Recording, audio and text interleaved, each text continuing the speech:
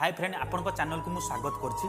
तो आज मु 18 रु 25 वर्ष पिला जो माने अछन ना ताकू मु गुटे कथा कहछि जे तुम पाखरे जदि धन नाही ना ताले तुमको केबे हेले भी भल पाया मिलबनी कि तुमको केबे भी सम्मान मिलबनी कि इज्जत किछि भी मिलबनी। एटा मन रखि था। आउ जदि तुम पाखरे पैसा आसी ना बा धन अछि ना तुमको भल पाया भी मिलबो आउ इज्जत भी मिलबो। निज घर भी जदि तुम पाखरे विश्वास कर तुम पाखरे जदि पैसा नाही ना निज घर भी तुमको सम्मान मिलबो।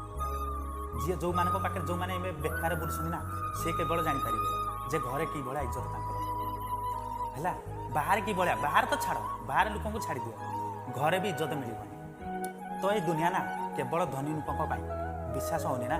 तो चलते ये भिडियो आग देखीदेवा तापर कथा चलते। बेचारे दिल को तो पूछो कोई इसकी खुशी इसको क्या चाहिए।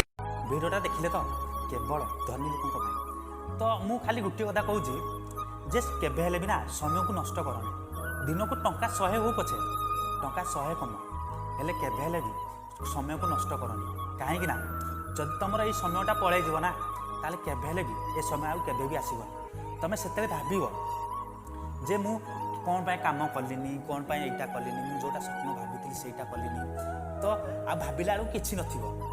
तो किछि भावनी एबेठू यही मुहूर्त तुम जो आप स्वप्न देखीच बा तुम जो तुमको जोटा ही भल लगुच तुम जहाँ पर जहाँ काम कर कि कौटे पढ़ कि जो जहाँ भी तुमको भल लगुच सेटा कर तो केबे हेले भी समय को नष्ट कर। कहीं ये दुनिया ना जहाँ पाखे पैसा आसे ना तारी पाखे ही मुंड नुआ यहाँ मन रखी।